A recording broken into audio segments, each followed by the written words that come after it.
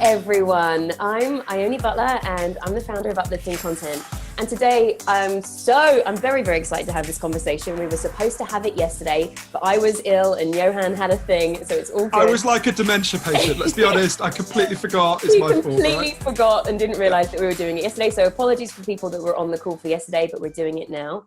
My guest today is someone that I first heard about. You did an interview with my friends, actually, for their podcast, Probably Science, about your book. Oh, I love Matt Kershaw. He's one of my favourite people. Yeah, I love Matt and Andy. Yeah, they're amazing. And so I listened to your interview about your book, Chasing the Scream. For anyone that doesn't know, it's about the war on drugs. And I was blown away. And I'm still kind of like shaken up by some of the stories that I heard from it. I didn't actually read it because I just was so like upset from what you said. I was like, can I do this? But it sounded fantastic. And they actually said it was one of the best interviews that they've ever done. So I was even more excited when I found out about your new book about depression. I started Uplifting Content because I wanted it to be a place that people could come to feel uplifted when they're going through tough times. I deal with depression too. And so the article I read about the book was just fascinating. So thank you, first of all. And would you just like to take a second to introduce yourself to everybody and what you do? Yeah, hello Facebook. My name's Johann Hari. I'm a British journalist, and I've written a new book called Lost Connections: Uncovering the Real Causes of Depression and the Real Solutions, and the Unexpected Solutions. I keep getting that wrong. And it's kind of a story of these two mysteries that were kind of haunting me, right? One is, why was I still depressed? I can tell you why. And the other one was, why is depression and anxiety rising? And I think it fits with the theme of what you're talking about, because I didn't just want to diagnose the problem. I wanted to speak to the people who'd found paths out of depression and anxiety, the best experts in the world on this. And what I learned really blew my mind and was kind of unexpected. So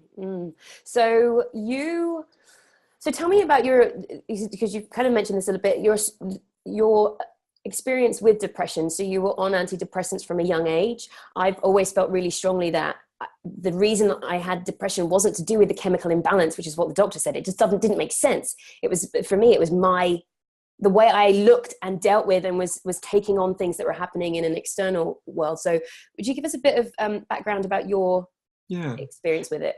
You were smarter than I was. It took me longer to get to the insight that you had intuitively. So when I was a teenager, I went to my doctor and I said, I had this feeling like pain was kind of bleeding out of me and I couldn't control it and I couldn't regulate it. I was quite frightened about it. I felt quite ashamed about it.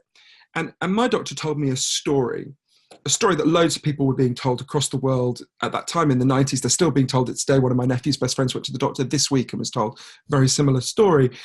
My doctor said, we know why you feel this way. There's a chemical called serotonin in people's brains. Some people are naturally lacking it. You're clearly one of them. We'll give you these drugs and it'll boost you back to a normal level. And I felt a tremendous amount of relief to be told this story. And I remember the first time I took the drug, I was standing outside a pharmacy in North London, and I swallowed the pill, and it was a little white pill, and it felt like a kind of chemical kiss. I felt this tremendous sense of relief. And for a couple of months, I felt significantly better. Then that feeling of pain started to kind of bleed back through. So I went back to the doctor. He said, we haven't given you a high enough dose, gave me a higher dose. Again, I felt better. Again, the pain started to bleed back through. And this kind of carried on until for 13 years, I was taking the maximum possible dose. And at the end of that, I asked myself, well, why do I still feel like shit, right? What's going on here? Why do I still feel this way? Because I'm doing everything I'm being told to do. I'm doing everything that the story our culture seems to be telling about depression says. And the bigger question was, why had depression and anxiety seemed to be rising so much? 1 in 5 Americans is taking a psychiatric drug across any given year. It's absolutely staggering. There's been an enormous apparent increase in depression and anxiety. And I guess I'd always had that instinct that you had, but not as strongly as you had, that the story didn't seem to me enough, right? That it couldn't just be that something's gone wrong inside all our brains just by coincidence, so recently. So I wanted to figure out what was really going on. And as I say, I was quite frightened to challenge my story about it.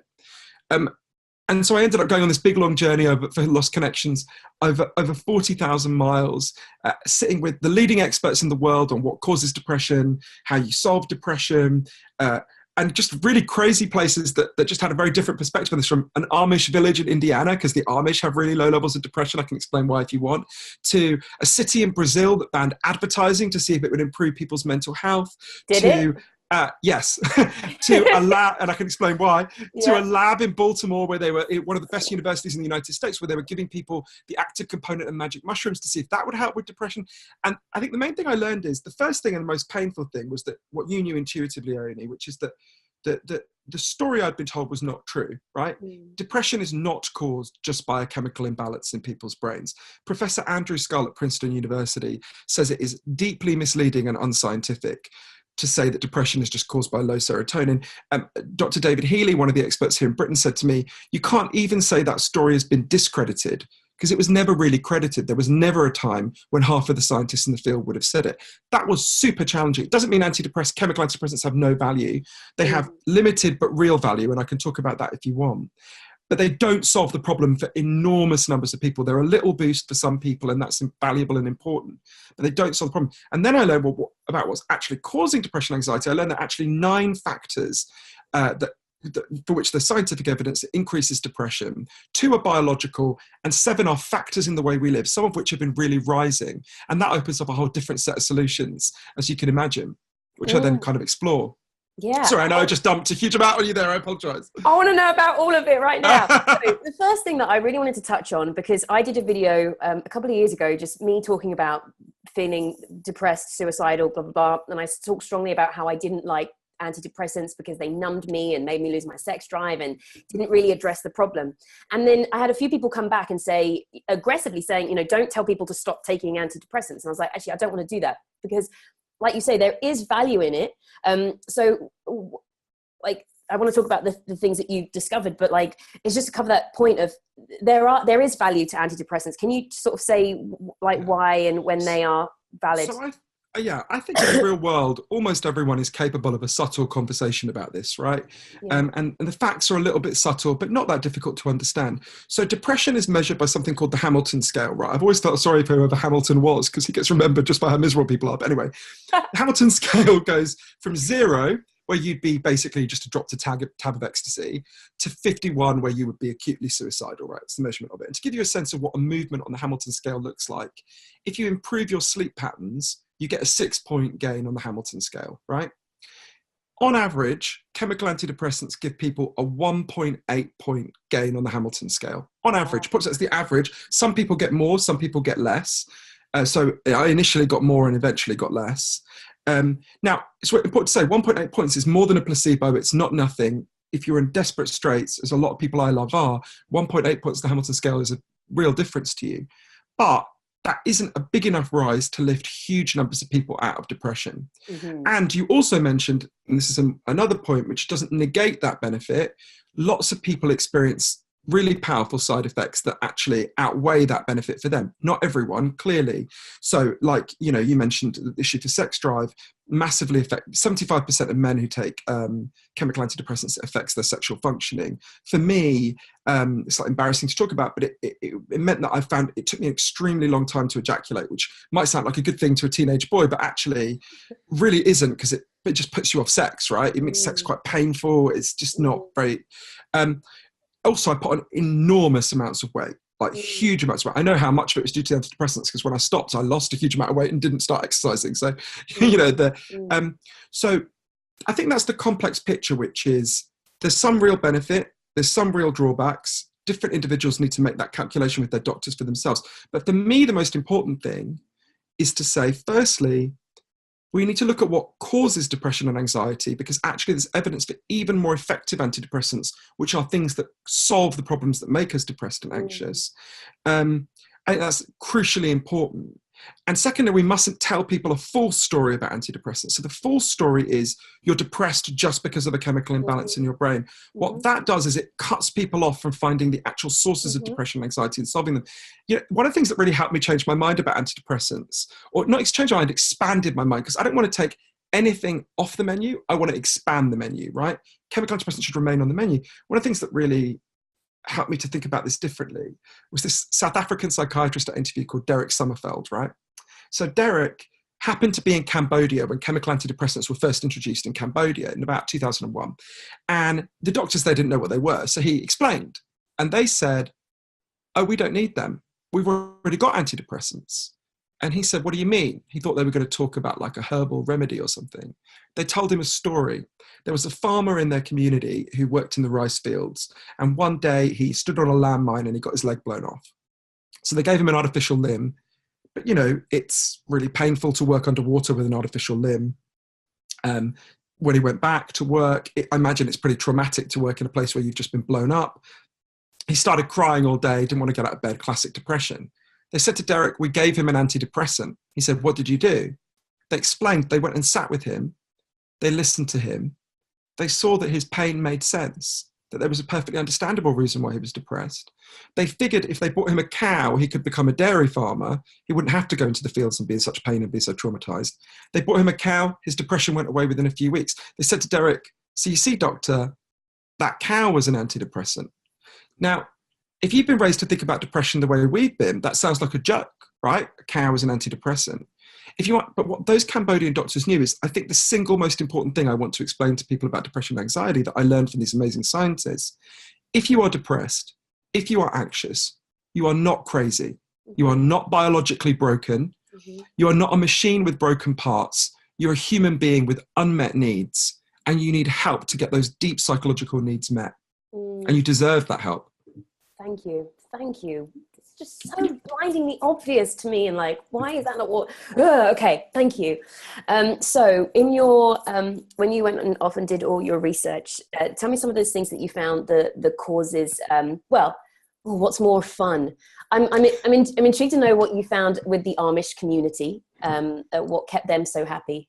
Or what to start with? I don't know, Johann. Well, there's something that connects all of these. So of the 9 causes of depression and anxiety I learned about, 2 of them are biological. It's important to say some aspects of your biology can make you more sensitive to these things. I can talk about that if you want. Yeah, what are they? But they don't determine them. So for example, your genes. Yeah. Your genes make you more sensitive. About 35%, they explain about 30 to 40% of your sensitivity to some of the other factors that I'm going to talk about. We all know that about food, right? Some people can eat 10 Big Macs and not put on weight. Yeah. I only have to look at a chicken nugget and my face swells, right? Now, we all know about equally, the junk food still has to be there for me to put on the weight, right? So you can be more genetically vulnerable to it, but also the environment massively affects it. So there are biological factors, but something united almost all of the factors that are in our lives, right? From all the scientists I spoke to. So everyone listening to this knows that you have natural physical needs, right? You've got to have food and water and clean air and shelter. If I took those things away from you, you would be in trouble really fast, right? Yeah. There's equally strong evidence that people have natural psychological needs. You've got to feel you belong. You've got to feel your life has meaning and purpose. You've got to feel that people value you and see you. You've got to feel that you have a future you can understand. And our culture is good at lots of things, but we have been getting less and less good at meeting people's deep underlying psychological needs. And that is not the only reason, but that's a key reason why we have this big rising epidemic of depression and anxiety. So that can sound a bit kind of fancy and abstract if I don't give a specific example. So I'll give you a specific example that I think most people watching this via Facebook will recognize. So I noticed that loads of the people I know, their depression and anxiety focuses around their work. So I started to think, well, I looked first at evidence. How do people feel about their work, right? So the best study of this is by Gallup, the opinion poll organization. And what they found is, this is in the US and Britain, 13% of people in our culture like their work most of the time. 63% are what they called sleepwalking through their work. They don't like it, they don't hate it, they tolerate it. 24% of people hate their work. Right? So you think about that. This is the thing we do most of the time, our waking lives. 87% of people don't like the thing they do most of the time. You're almost twice as likely to hate your job as love your job. And I began to think, wow, could that be playing some role in our mental health? And I discovered there's an incredible Australian social scientist I got to know called Michael Marmot, who discovered something really important about this. I can tell you the story of how he discovered it if you want. I'll just give you the headline. He discovered the key factor that makes people depressed at work. If you go to work and you are controlled, so you feel you have no choices or very limited choices, you are much more likely to become depressed. You're actually much more likely to have a stress-related heart attack. as well. And I think that connects to this issue about needs. Human beings need to feel their life has meaning. And if you're controlled all the time, that disrupts your ability to create meaning. And when I first heard about that, I actually misunderstood what he was saying. I had to go back quite a few times to him to get it. I thought he was saying, okay, some people get to have nice jobs and they're going to be okay. And everyone else is going to be consigned to be miserable because there are shitty jobs that have to be done, right? And I thought about my dad, who was a bus driver, my mum, who worked in a refuge, my brother, who's a delivery guy, my sister, who's a nurse. And I thought, wait, and my grandmother, who cleaned toilets. I was like, what's going on here? And then he kept explaining it to me, and it took me a while for me to get it. It's not the work that makes you depressed. It's being controlled at work. So I went to meet people who'd done this a different way. In Baltimore, I met this amazing woman called Meredith Keogh. Meredith used to go to bed every Sunday night, just sick with anxiety, thinking about the weekend. She had an office job. Wasn't the worst office job in the world. She wasn't being bullied or anything, but just the monotony was making her so anxious. She couldn't bear the thoughts it's going to be the next 40 years of her life. And one day with her husband, Josh, she did this quite bold thing. Josh had worked in bike stores since he was a kid, a teenager. And, you know, working in a bike store, it's controlled, it's insecure. And one day, Josh and his friends in the bike store just said, what does our boss actually do? They quite liked their boss, but we fix all the bikes, right? So they decided to set up a bike store of their own that would work on a different principle where they weren't controlled. So Baltimore Bicycle Works is a democratic cooperative, right? So they take all the decisions together, the big decisions, by voting. They share out the good jobs and the bad jobs, so no one gets stuck with just the bad jobs all the time. They share all the profits, obviously. And one of the things that was fascinating going there, which is totally compatible with Professor Marmot's research, is most of them talked about how they had been depressed and anxious in their previous workplaces, and they weren't depressed and anxious now. And it's important to say, it's not like they quit their jobs fixing bikes in order to, you know, become Beyonce's backing singers, right? They fixed bikes before they fixed bikes now. What changed is the control. And there is no reason why any business should be run in this depressing way, right? They should all be like that. And that, to me, is an antidepressant, right? That takes on the lesson of the cow, because it's something that actually reduces depression. We badly need antidepressants. Chemical antidepressants should be there, but that is a different kind of antidepressant, one that deals with the cause of the depression in the first place. Do you see what I mean? I 100% see what you mean. And for me, a lot of the time when I was younger, it was kind of wanting to aspire and to get to places in my career. And a lot of depression and anxiety came from feeling like I wasn't good enough, that I was never going to make it, and I would have this mediocre existence and never quite be able to achieve anything. And that was what was causing me so much suffering. I actually had a friend at one point say to me, well, if acting is causing you so much suffering, then just don't do it anymore. And I was like, how could you say that? I really valued the point of what he was saying. And that leads me on to my next point, which is, you mentioned the country that got rid of advertising. It's comparing ourselves to others, seeing this whole life of, you know, having the big house and the fancy cars and all this money and all this wealth. And then you look at that and think, I can't be happy because my life is meaningless and worthless without all these things. So I would love for you to talk about the research, what you discovered there. Yeah, this was, to be honest, this was the second most challenging thing I learned for the book, because I realized how much this played out in my own life.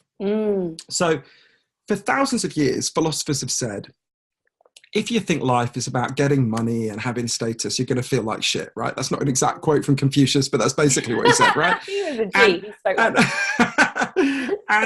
But weirdly, no one had actually scientifically investigated whether that was true, right? Until 25 years ago, when an incredible man I got to know called Professor Tim Kasser started researching this.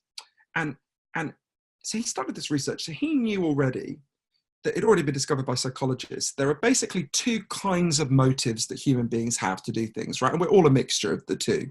So imagine you play the piano, right? I can't play, I'm completely unmusical, but imagine you play the piano, right? If you play the piano in the morning because you love playing the piano and it gives you joy, that's what's called an intrinsic reason to play the piano. You're not doing it to get something else out of it. You're doing it because the thing itself is something that gives you joy, right? Or meaning. Yeah. Now imagine you played the piano not because it gives you joy, but because, I don't know, your parents are really pressuring you to be like a piano maestro, or there's some man you want to impress, I mean, maybe some piano fetishist, I don't know. Or imagine you played it in a dive bar that you can't stand because, you know, to pay the rent, right? That would be an extrinsic reason to play the piano, right? And we're all a mixture of both. But what Professor Kasser has shown is we have moved more and more towards being dominated by extrinsic motives in our lives.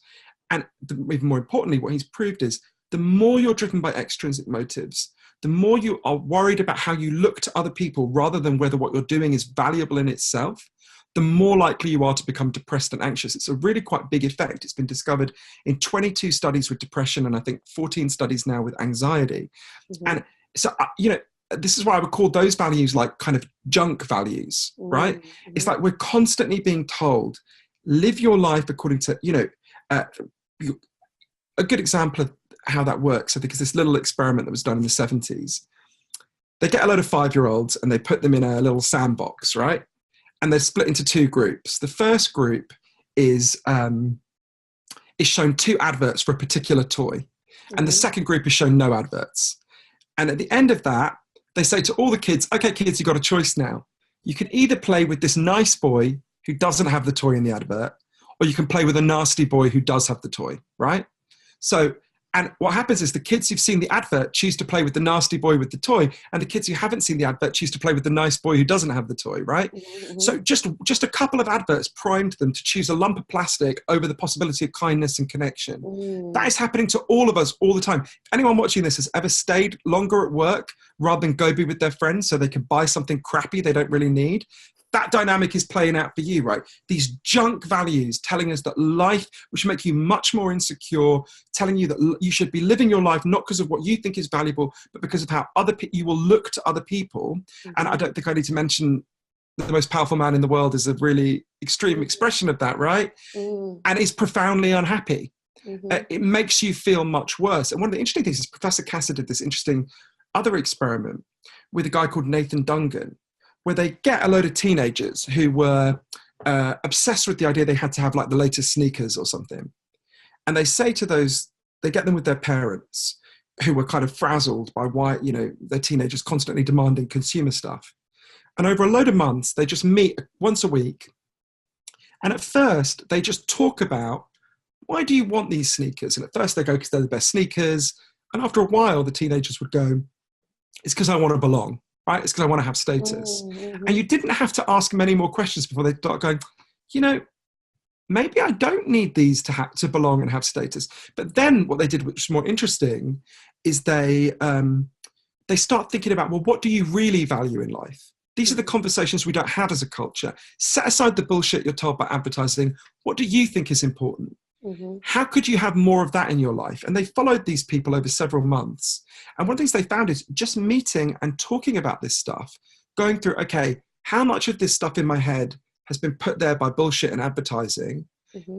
And what do I actually think is important in life? Mm-hmm. Just doing that massively reduced people's materialism and junk values, which we know reduces their depression and anxiety. So I think people are really hungry this is not like explaining quantum physics, right? People get this when you expect it. We all know we're not going to lie on our deathbeds and think about the shoes we bought, right? Mm-hmm. We're going to think about moments of profound meaning and connection we have with other people. But as Professor Kasser put it to me, our whole culture is primed to distract us from what is meaningful about life. It's constantly getting us to buy and consume things we don't need. And this is why, I went to that city in Brazil, Sao Paulo, that banned outdoor advertising. Where a lot of people, there's not been any scientific research on that yet, but a lot of people felt it had improved their mood, to not be constantly bombarded with these messages. Yeah. So, yes. I stopped reading magazines years ago because I would feel every time I read them that I would want things and that I wasn't enough for not having all of these things. And it was just like, and then that's just what people do all the time. And another reason I stopped watching television because of the adverts. And it's just like, ugh. But yeah, we're so primed. I'm going to read some of these comments that we've got from people. Hello, we've got Flirp and O'Lear on the call who are awesome that always join. Lynette says hello and Omar, hi. Hi, Lynette. Melanie says medication guinea pig is what I feel like at times. I think that was in reference when we were talking about antidepressants. Faisal says antidepressants, they are sometimes useful. Yep. And then we did talk about that earlier on. They can be. Flirp says 1.5 exclamation mark. I think that was in relation to you saying that the antidepressants... It's 1.8, yeah. It's 1.8? Yeah. 1.8 points, yeah. All right, she said 1.5. So you can fight to the death as who's right about that. That's from Professor Harvard Kirsch at Harvard University, did the most detailed study on that. Yeah. So there you go, Flip, just saying. Faisal says the SSRIs have bad gastrointestinal effects on me. That's probably, another one of the side effects of them. Leo says, I was put on medication, gained weight, and was in a daze all the time. I took myself off them because they didn't get you out of the situation. They just numb you from the environment you are in. We have lost the skill of making good friends. If you have no real family support, facing the world alone is very difficult and draining. I think if we did have that connection with others and got involved in things that make us feel good, depression would not affect us as strongly, which is exactly. Who said that? He's called that was Oleo, and he's a legend that joins us on these calls regularly. So Oleo, I think, is really wise, and there's actually a lot of evidence he's right. So one of the things, I interviewed a guy called Professor John Cassiopo, who's the world leading expert on loneliness. He proved that loneliness causes depression, right? I can go into how if you want, but one of the most shocking studies I looked at was it asked the average American, how many close friends do you have who you can call on in a crisis? And when they started doing this study years ago, the most common answer was 5. Today, the most common answer is none. What? So wow. It's not the average, but it's more people say none than any other option. And I really see that. I spend a lot of time traveling in very different parts of the United States, and I really see that. And I was really interested in looking at solutions to that. And there's an amazing, which speaks exactly to what Oleo was saying. There was a doctor in London, in East London, who did this incredible experiment. So Sam Everington had loads of patients coming to him with depression and anxiety. And he was really uncomfortable because he'd been told in his medical training to tell patients they just had a chemical imbalance in their brains. He actually knew that wasn't true, right? That's not what was going on. That wasn't the cause. But he, and just drugged them. Like me, he's not against the drugs, but he just thought, these are people who are acutely lonely, they're really insecure. This is not dealing with the scale of the problem that I'm seeing. So he tried a different approach. I'll give you an example from one of his patients who I got to know, a woman called Lisa Cunningham. So Lisa had been shut away in her home for 7 years with crippling depression and anxiety. She used to just sprint to the shop at the end of her street to buy like cat food and Ben & Jerry's, and she'd sprint back. And one day she went to see Sam, and he said, Lisa, I'll carry on giving the drugs, don't worry, but I'm also going to prescribe something else. I'm going to prescribe for you to take part in a group. There was an area behind the doctor's surgery that was known as Dog Shit Alley, which gives you a sense of what it was like. It was just scrubland where dogs would shit. And Sam said, what we're going to do, we're going to give you loads of support. What we want is twice a week, we'd like you and us and a group of depressed and anxious people to meet, and we're going to figure out how to turn this into something beautiful. First meeting, Lisa was literally physically sick with anxiety, right? Mm. She turns up, and the group has these very awkward conversations at first, but as the weeks go by, firstly, they've got something to talk about that's not how terrible they feel. Mm-hmm. But more importantly, well, not as importantly, they started to teach themselves gardening. There's actually loads of evidence that interacting with the natural world is an incredibly 100%. Powerful antidepressant. I preach that all the time. Yeah, totally. Yeah. I can actually explain why, if you like, which is really interesting evidence about that. But the way Lisa put it, so one of the things that happened is as they were interacting, they started to solve each other's problems. So, for example, there was one guy who used to sleep on the bus. He was sleeping on the bus. Lisa was like, of course you're depressed, you're sleeping on the bus. She started harassing the local authorities to get him a house. It was the first thing she'd done for someone else in years. She felt great about herself. She got him a house. And the way Lisa puts it, and lots of the other people there put it, as the flowers began to bloom, we began to bloom. Mm. There was a study in Norway that found a very similar program was twice as effective in moving people on the Hamilton scale as chemical antidepressants. Mm. And I think the reasons are obvious. Exactly what your commenter was saying. It was dealing with the reasons why they were depressed and anxious. One of the key reasons, not all of them, they were profoundly cut off from other people, and they were cut off from the natural world. In Lost Connections, my book, I go through 7 antidepressants that are like that are about solving why we feel this way in the first place. Mm-hmm.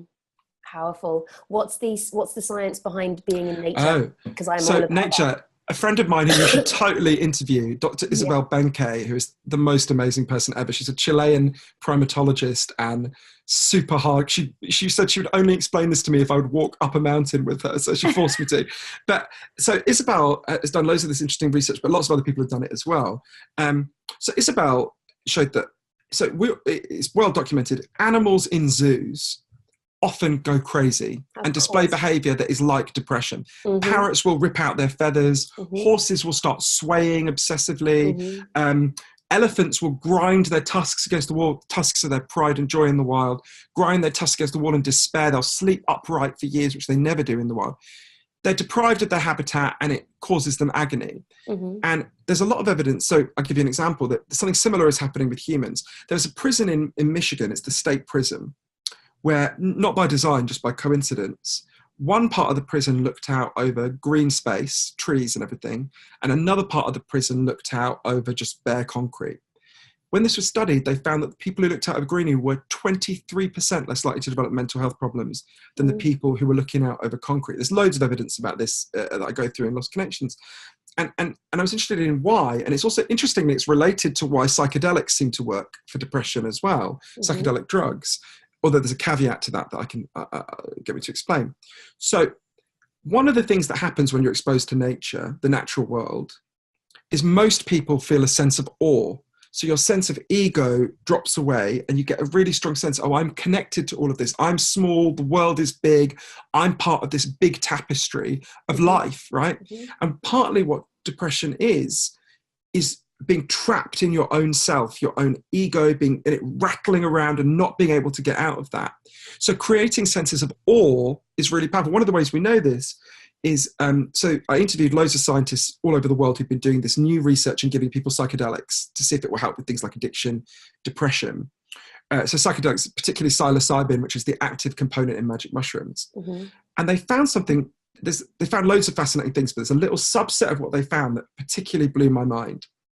So there was a study they did where they gave really long-term smokers, people who tried loads of things to stop smoking, 3 doses of psilocybin over a couple of months, right? I mean, my mother is an extremely hardcore smoker. There's a photo of me and her when I'm a baby. She's breastfeeding me, smoking and resting the ashtray on my stomach. So I understand hardcore smoking, right? And I know, when I showed her that, she was like, you were a difficult baby. I needed that fucking cigarette. But anyway, so they give these hardcore smokers psilocybin, and 80% of them, 80%, stopped smoking and were still not smoking more than a year later. Wow. It was mind-blowing. And why? So they do this subset of the research. It's also been early but really powerful results with things like depression and addiction. What they found was, when you take psilocybin, most people have something like a spiritual experience, right? You feel intensely connected to the natural world or to other people. The part of you that thinks about ego just shuts down, right? So you feel this intense connection. But that varies. So some people don't have that. Some people can take psilocybin, they don't have that that spiritual experience. And some people have a super intense spiritual experience. What they found was the positive effects correlate almost exactly, with the intensity of your spiritual experience. So if you don't have a spiritual experience, you don't get a reduction in depression, you don't get a reduction in addiction. If you have a really intense one, you have quite a powerful reduction. And I think there's a few things about that are really interesting.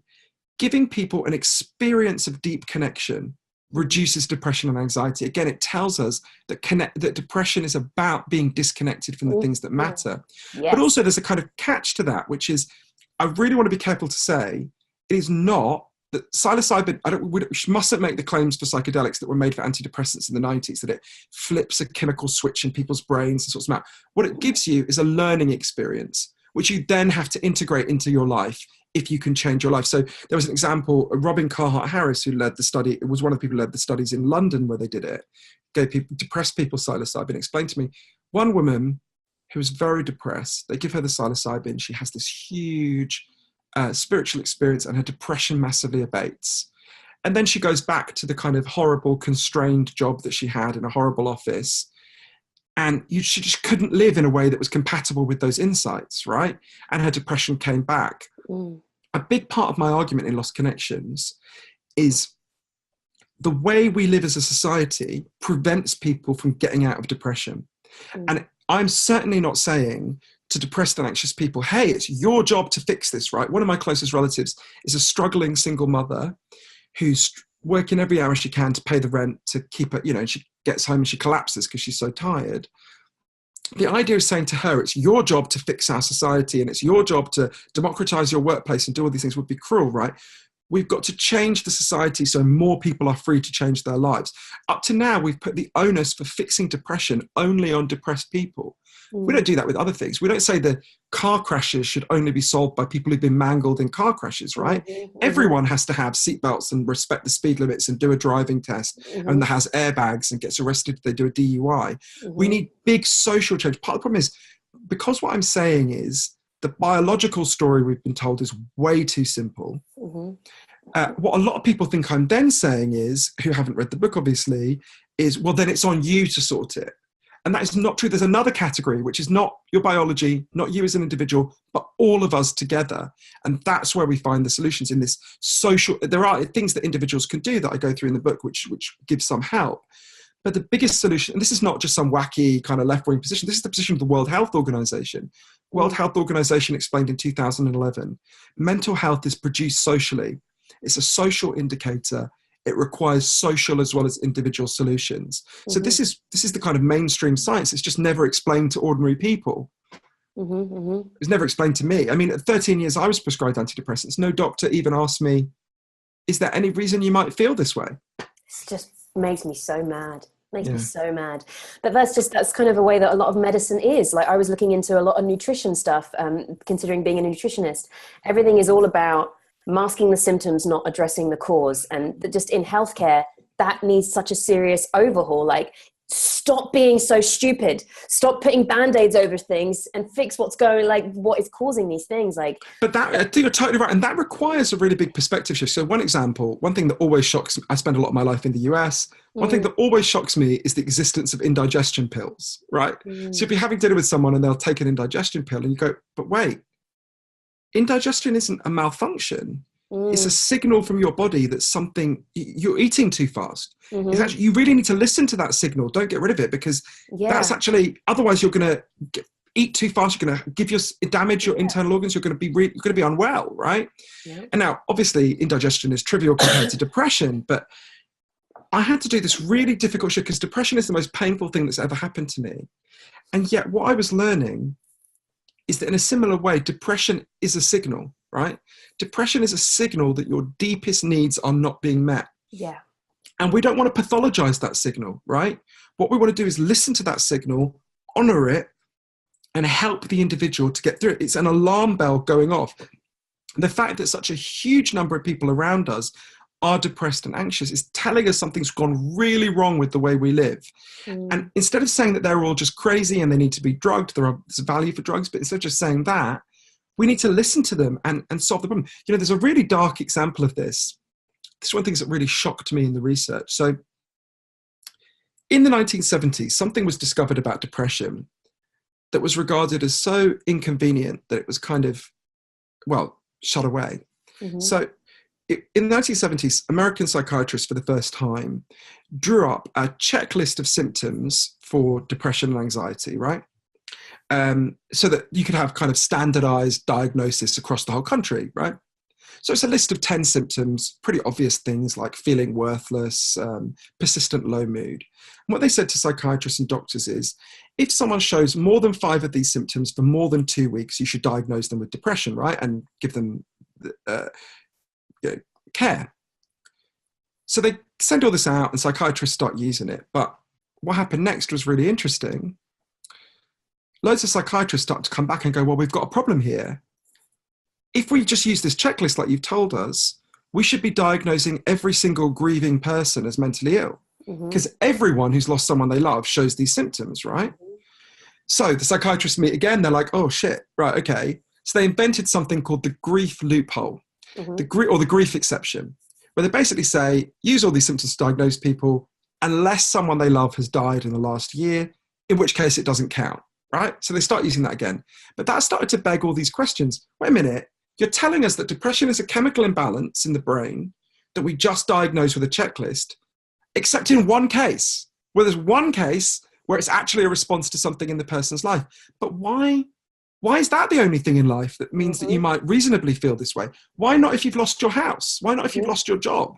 Why not if you're stuck in a shit job for the next 40 years? Why, once you admit that there's a context to it, that it's not just a chemical imbalance that you can diagnose in a checklist, that opens up a whole other conversation. And that was so inconvenient that they just got rid of the grief exception. It doesn't exist anymore. So now, if your baby dies at 10 a.m., you could be diagnosed, straight away with a mental illness. In fact, Dr. Joanne Cassiatore, whose own baby died in childbirth, Cheyenne, has done this research. 32% of grieving parents in the United States are drugged in the first 48 hours, which disrupts the grief. And you think that shows how much we've missed, as Joanne says to me, and she's another person you should speak to. She's an amazing person. She says, it just shows that we don't understand human suffering. No. Grief isn't a pathology. We grieve because we've loved, right? Yeah. Grief is a form of love. And I think the fact that depression and grief have the same symptoms also tells us something. I think depression is a form of grief for your own life not going as it should, for your own needs not being met. Wow, that's a fantastic quote that we're going to capture and share. Thank you. That's exactly what it is. That's exactly what it is. Wow, I'm going to read a couple more comments because we've had so many. And hello, comment people. Yay! Someone was asking that their friend has bipolar, and wait, where did that one go? Boo, boo, boo, boo, boo, boo, boo. Someone said bipolar, and what would you suggest for that? I think it was. I kind of saw it, and now it's gone away somewhere. Sure. So in terms of how do I help a friend? That was it. How do I help a friend with bipolar depressive disorder who's in a manic episode? So first thing I would say is you should be really proud of yourself for wanting to help your friend. That's really important, and it's a really amazing thing.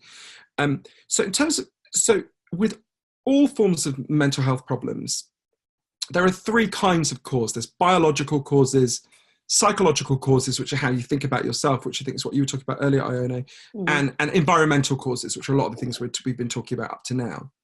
And with bipolar disorder, and all three of those factors play out to some degree. And even if you think about something like dementia, which is obviously driven by something biological, we know that socially isolated people develop dementia much faster and it gets much worse. So even something where there's a huge biological factor like dementia has a social and psychological element as well, big social and psychological element. In the same way, with bipolar disorder, there is a bigger and more substantial biological component than with other forms of depression. So there's a stronger case for medication with bipolar people than there is, and there's some case for medication with other forms of depression, but there's an even stronger case with bipolar disorder. But Professor Joanna Moncrief put it to me really well. She said, bipolar is more like taking an amphetamine and then experiencing a come down. There's an aspect of that. But all the social factors that we're talking about also massively aggravate bipolar disorder. So if people are lonely, they are much more likely it will get worse. And I go through these 9 causes in the book. So one thing I would say is just being present with your friend and making sure they're not lonely and not cut off would be a really significant example. I mean, I go through lots of solutions in the book, but that's one that comes immediately to mind. And it's so moving that the person wants to do that already, that, because a lot of people in that position get less love rather than more, and they actually need more love. Well, Melissa, we will award you a copy of Johann's book. And so that, we're giving away some of the copies, so that might help you better help your friend, and obviously it might be great to share with them too. And then just finally, one of the things that I was curious about that you said earlier, the Amish community, what was it that you found in them that made them happy? This was so challenging to me. So I went to this Amish community in a place called Elkhart-LaGrange, and there's all this evidence the Amish have freakishly low levels of depression. And I went and spent time with them, and now I don't want to romanticize the Amish. They're terrible towards gay people. They have terrible views about women. It's very clear. I do not think we should all convert to being the Amish. But I did see they have something that we don't have, right? So people might not know, the Amish live off the grid. They don't have electricity. They don't travel. They don't use cars, so they only travel as far as a horse can take them. But one of the really fascinating things about the Amish is one of the reasons why they are never classed as a cult by anyone, any expert, is that when you're 16, the Amish make you leave and go and live in what they call the English world, our world, right? It's called going on Rumspringa. And then when 2 years later, you have to decide whether you want to come back and live as an Amish. And you can still come back and visit if you don't decide to become Amish, but you've got to make that decision for the rest of your life at that point. And 80% of them choose to come back and 20% choose to stay in the so-called English world. And so they know our world really well, right? So I was saying to them, why did you choose to come back? What's going on? And one of them said to me, a guy called Lauren Beachy, look, of course there are things I miss. I loved that 70s show. I would love to go trucking across the country. But if I choose those things, I will not be present with my community. I wouldn't see my neighbours. I wouldn't see my friends. I wouldn't see my children. That he said that and he said this thing that really challenged me. He said, Weight Watchers? And I was like, yeah. And he said, well, the point of Weight Watchers is you couldn't lose weight on your own, but you can do it as a group. The Amish is like that. And I said, wait, are you saying like the Amish is like Weight Watchers for the problems of Western civilization? And he said, yes, that's exactly what I'm saying. And it was really challenging because this idea that we always think the solution in our culture is to have more, right? And actually what they showed was the solution is to have less and connect more. Yes. And that was really, that's not how I was raised to think, right? That's not how anyone in this country, more 18-month-old children recognize the McDonald's M than know their own surname, right? So we are just immersed in this kind of consumerist mentality from the moment we're born. And even things like another guy, Freeman Lee Miller in the Amish village in the Amish town said to me, he didn't understand how people raised children in our world, because how do you raise your kids when you're alone, right? When you're a fragmented family. They had kids running around the whole time being watched by loads of adults. He just couldn't understand it. And it made me think of, there's an incredible study that found in Britain, I'm sure it's as bad in the US, I know it's as bad in the US, the average British child spends less time outdoors than the average maximum security prisoner. Because by law, a maximum security prisoner has to have 75 minutes a day. Most British kids don't get that. So you think we've got this sick culture where we're isolated, we're alone, we're screaming at each other through screens, we're taught to value junk, we keep our children as prisoners, and we wonder why we feel like such shit. And we're told it's just because there's something wrong between your ears, right? Years from now, people will look back and think, what the fuck were they talking about, right? It's not like their scientists didn't know better. It's not like they didn't know better in their hearts, because they did, So we have to reconnect in deep ways to living in a way that is compatible with our human nature and with meeting our deepest psychological needs. And that's really the kind of core lesson of Lost Connections, and what I learned in all the years I was researching Lost Connections. I cannot wait to read this. Do you have it as an audiobook yet? Because it's literally just come out. Yeah, there's an audiobook of me reading it. People go to audible.com. Okay. If you find my voice annoying, I apologise. No, I like it. I find it very engaging. So my publishers always tell me off about it. Say this, if you want to find more information about the book, you can hear what Elton John said about it, what Hillary Clinton said about it, what loads of amazing people have said about it. You can go to www.thelostconnections.com. You can also take a quiz there to see how much you know about depression and anxiety and its real causes. You can listen to audio of a load of the people we talked to, like those Amish people. You can hear the audio of me talking to them. They were totally fascinating people. You can follow me on Twitter. It's JohannHari101. The book has a Facebook page. It's /The Lost Connections. And I did an interview recently. At the end, the person was like, "What's your Twitter?" Oh, Instagram is JohannHari. And I'll make sure all this is written down, by the way, guys, so that you're not frantically trying to. Right. And someone said to me, I do this interview, so it was like, "And what's your Snapchat?" And I was like, I'm a 39-year-old man, right? The only 39-year-old men on Snapchat are certainly pedophiles. You should not like. I just did an Instagram post. I was doing Snapchat with my little sister, and I just did an Instagram post where we did like a bunch of stupid things, and I was like, I just can't be bothered to do it because I'm too old for it. But it's really fun and a waste of time, but really fun. Yeah, no, it's true. But you're a woman, right? I think there's just something sinister about me doing that, right? Like, it's just not. I will do a lot to promote this message, but I'm not fucking going on Snapchat. Good right? for you. Yeah, know your Exactly. boundaries. I have my limits, right? Exactly. Well, we'll make sure that we link to all of that social And Johann has kindly offered to give away 5 copies of the book. So Hooray. we're going to Melissa, who was asking about how to help her friend with bipolar, because I think the book would really help. Flirp Smith, who's a ledge, who we always have on the call, she said her comment was, would like to try psychedelics. I finally have a psychiatrist who is working with me to get me off meds after 26 years. Wow. I'm down from 9 XRSs to 3 with about 6 months to go. Congratulations. You should be really proud of yourself. Yeah, so she said, may I be best with a copy of the book? Yeah, because I think that will really help. So definitely Flirp, that's on its way. Melissa, who is the other one? Thomas Simmons, depression is the act of living in the past. If you want out of depression, get out of the past. It's okay to visit, just don't go live there. Just as anxiety is the fear of the future, live and love in the now. Dream and plan, but don't focus too much on the future that you miss things right in front of you. So much wisdom from people on this page. I love these things that people say. So Thomas, a book is going to you. How was that? 1, 2, 3. Joshua Morris says, wow, great wisdom, Johann. I also agree that people have so many unmet needs and feel so unvaluable these days. Great delivery too. You're getting a book, Joshua. How you doing? And then the last one is Ben Mullins. I was clinically depressed a few years ago. I hated the way antidepressants made me feel. I was a robot.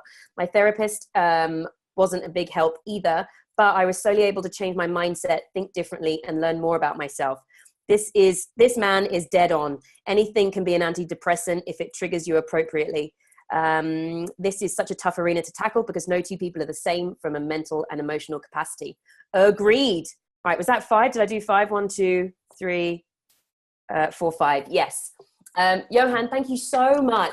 Thank you so much. I really enjoyed it. Oh, me too. I'm just, I think I reached out after I heard your interview with Matt and Andy. And but yeah, it was before I kind of had the page, and so it never really happened. So I'm so glad that we got to talk about this specifically because it's something that I'm really passionate about. I'll put a link to all of those things that you said so everyone can find where to get his book. Great. And to test, to do that little test on what you know about depression. But this has been a pleasure. Thank you. And all with it. Totally my pleasure. Thanks so much. Cheers. My pleasure. Bye, everyone.